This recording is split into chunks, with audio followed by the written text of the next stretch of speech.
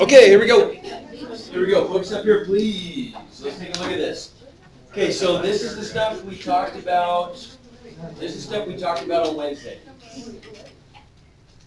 Okay, so if we want to solve a quadratic equation like this that has x squareds and x's, right? We can't isolate x. Now, if it's set equal to 0, and let's give this a name. Right, this is what we call a quadratic equation in standard form, not a quadratic function. A quadratic function is just that part, right? The quadratic equation in standard form is when you've got something in the form ax squared plus bx plus c equals 0. Okay, it's set equal to 0. If it's in that form, that's what we call a quadratic equation in standard form. Okay, that's our goal. If we can get something into standard form like that, a quadratic equation, then we might be able, it won't always work. Now, right now I'm picking problems where it does work. In the future, we'll look at some examples where this doesn't work. But the strategy we practiced on Wednesday, remember, was we wanted to try to break this standard form quadratic expression, ax squared plus bx plus c, where a in this case is 1, right? So we're dealing with easy ones.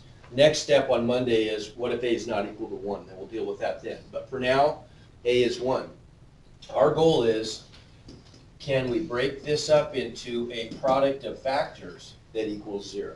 Because if we can, then we can apply that zero product property. And we know that the solutions to this equation are going to be the values of x that are going to either make this factor 0 or that factor 0. Because remember, the only way that a product of factors can equal 0 is when you're multiplying by 0.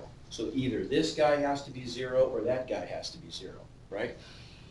So what we'll do with these kinds of problems is we'll always just set up a template, because a lot of this is going to look the same every time.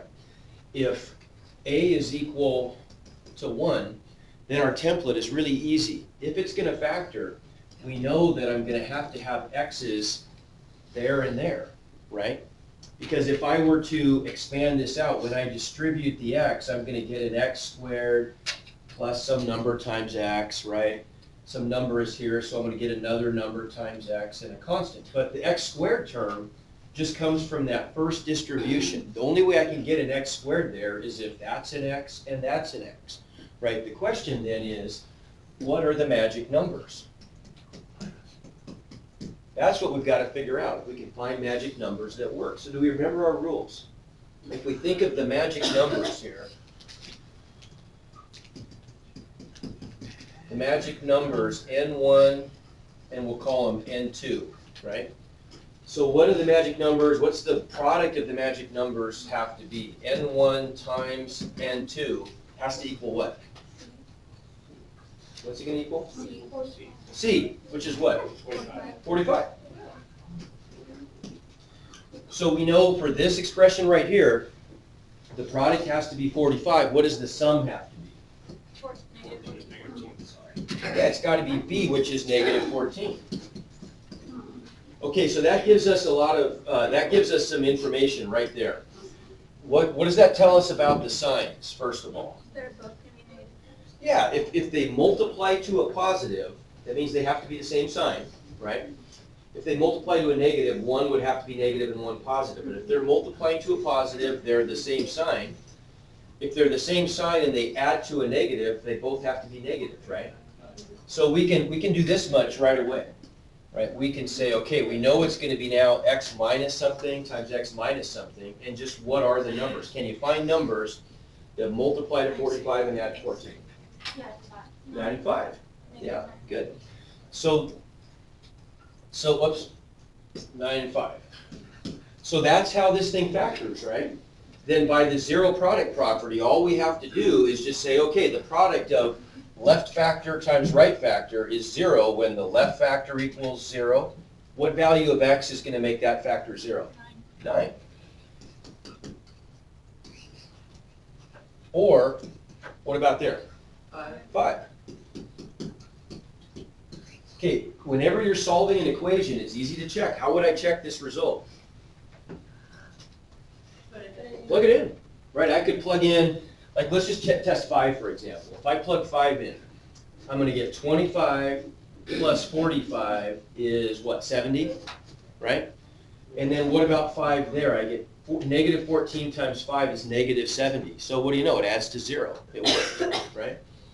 If I plug in 9, I get 81 plus 45 is 126. And sure enough, 9 times 14 is 126. So I'm subtracting 126 also, right? So it checks out. They both work. They both give me 0 when I plug them in, okay? All right, so let's try something a little bit harder. What about a problem like that? You do something. Oh, you have to find numbers that makes it both true. Yeah, that would be almost impossible to do, right? If we had to find, just randomly pick numbers that's going to make this side equal to this side, we're never going to get there. Even if we tried to do something like factor this one and factor this one, it doesn't do us any good, right? Because the zero product property only works if it's set equal to 0. If we went back to this last example, and let's just say we had something like this instead. Say we had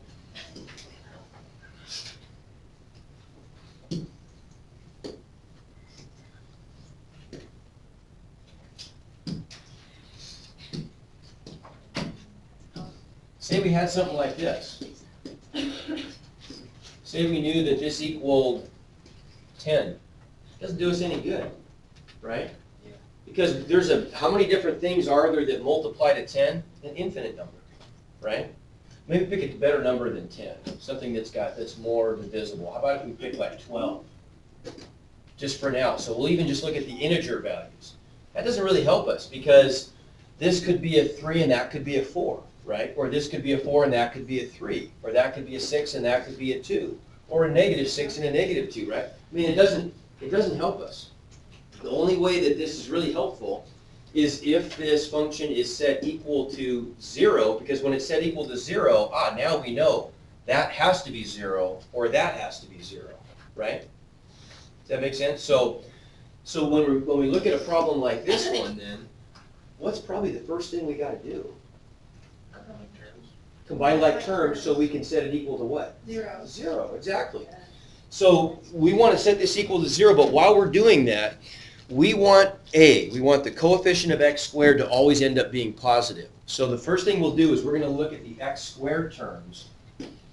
We've got a 4x squared on the left side and a 3x squared on the right side. So that tells us where are we going to collect our terms, on the left or on the right? On the left, right? Because 4 is bigger than 3, right? Okay, so if we're going to collect everything on the left side, that means we have to undo everything on the right side. So we'll go ahead and subtract 3x squared from both sides. We'll subtract 2x from both sides, and we'll add 7 to both sides, right? Okay, what's that give us? Well, 4x squared minus 3x squared is what? X squared, good. Negative 12x minus 2x. Good, and then 38 plus 7. And then over here, everything's going to cancel, right? And so that whole thing is just equal to 0. Well, that ought to look pretty familiar. We just did that problem, right? That was easy. Once we get there, we just factor it and use the zero product property, right? All this was the problem we already did as a warm-up, but we had to put it into standard form first. Right? We had to write it as a quadratic equation in standard form so it's set equal to 0. Okay? No big deal. Okay, what about something like that? That one looks weird because it's only got 2 terms. And it probably seems right now like it's going to be harder because it's different, but we're going to see that this is really easy. Suggestions? Okay, so you could play the magic number game where b is -5 and c is 0. Right? So what 2 numbers would multiply to 0 and add to -5? 0 and -5, right? So we could say, okay, we could split this apart. we could split this apart into x plus 0 times x minus 5, and that would allow us to find the solutions, right? What's going to be the 0? What's the solution of that? Okay, so I'd end up with either x equals 0 or x equals 5. Okay. But really, that was a little bit of overkill, wasn't it? Because what is x plus 0? 0. No, x plus 0 is x. So we could have just written this as x times, right, all that stuff just becomes a plain old x, times x minus 5. Do you see an easier way to get from here down to there? How can you do it without having to think of magic numbers? Think back to Algebra 1. We haven't really talked about this yet. But how do we get from there to there? What did we do? If I were to expand this or multiply, if I distributed the x, wouldn't I just get x squared minus 5x? Okay, what's the opposite of distributing?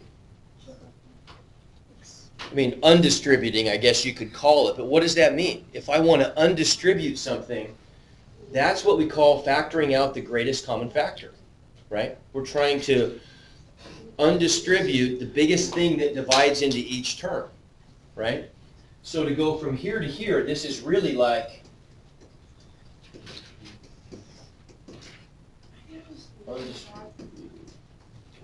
undistributing, which in math we don't really say it that way. We would just say we're going to factor out the greatest common factor, right? Just, yeah. Okay, what does that mean? Well, what's the biggest thing that divides into both of those? Well, there is no number that divides into 1 and 5 other than 1, so that doesn't do us any good. But wouldn't you agree that I could divide both of those terms by x? They both have x's in them, and so I could undistribute an x from both terms. So how would that look if we were just going to do the math instead of using magic numbers? What would that look like if we did this exact same problem? What's the problem? X goes by. So let's try this. Same problem. Only this time we're going to look at it from the easier perspective of just factoring out a GCF or undistributing. So I could undistribute no numbers, but I could pull out an x. I could take an x away from each term, right? If I undistribute an x, rather than thinking about it even as division, you could just ask yourself, okay, well, what would these terms have to be so it would distribute to give me that, right? The original. In other words, x times what is x squared? X, right? Does that make sense? X times what is negative 5x? There you go, right? And we get there more easily, don't we? Right? Okay, try another one. How about that one? Can I undistribute anything there? No, yeah. I could x, right? I could undistribute an x, so this is equal to x. So this equals x times what's left over? Well, x times what is x squared? X. X times what is pi? X pi, right? And so now it's factored. Well, what are my solutions going to be? When is this first factor equal to 0? When x is 0, good. Or, how about this one? Negative pi. Yeah, negative pi plus pi would be 0, right? Okay, so those are my solutions. Okay? Okay. So you kind of see one thing, don't you? Whenever we can factor out a monomial that has an x in it, I'm going to get one solution is 0, right? If it's just a plain old x, if it's not x plus or minus something. Okay, try that guy. What are you going to do there? Okay, good. I've got to get the 8 on the other side. I got to keep, a is 6, so that's already positive, right? So we'll just subtract. We'll just subtract 8x from both sides, and that's just going to give me on the left side 6x squared minus 8x, right? They don't combine. They're not like terms. Equals 0. And on the right side, I get 0. Okay, so let's do the same thing now. Let's find the greatest common factor, only this time, it's not just an x, there's a number part too. What's the greatest common factor of 6 and 8? What is it? 2. Meaning, what's the biggest thing that divides into both evenly is 2, right? So we can factor out a 2x, because I can take an x away from both, right? And then what's left over? 2x times what is 6x squared? 3x, yeah, because 2 times 3 is 6, and x times x is x squared. 2x times what is negative 8x? No, it's just negative 4, right? Because if I had an x there right now, I would have an 8x squared, right? 2x times negative 4 is just negative 8x, okay? And so then we could easily, now that we've got it factored, what are the solutions going to be? Well, let's just apply the zero product property. So we've got our first factor out here. When does 2x equal 0? What would I do to solve for x? Divide by 2. If I divide both sides by 2, what's 0 divided by anything? Okay, so I get x equals 0, or, well, let's set this one equal to 0. So this factor, 3x minus 4, has to equal 0. So let's solve for x to see what's the x value that makes that happen. So Robert, what are going to be the 2 steps in order for me to isolate that x if I'm solving for x? Add the 4. Add the 4, good, and then Divide by 3. perfect, divide by 3. So what's that going to give us? If I add the 4, I have a 4 on that side, I end up dividing by 3, right? Now I would say you don't even have to probably write that out. You can just maybe look at this and say, if I set that equal to 0, think about the steps. I'm going to add 4 over there and then end up dividing that 4 by 3, so I get 4/3. Okay? Is that making sense? All right. Okay, so that gets you going on the 3.6. How many people have done both the 3.6 assignments? Anybody? Oh, yes. A couple people? Okay. Okay, So close, okay. So what I'm gonna do, I'm gonna put up 3 7s as far as we're gonna go with this section. And I was hoping to get the test in before Christmas, but we're obviously not going to. That's fine. So we'll finish it up after you have Christmas break, kind of, if you have any late work, you know, you can make that stuff up. We'll come back and review for a day, and then, or maybe 2, and then we'll take our test.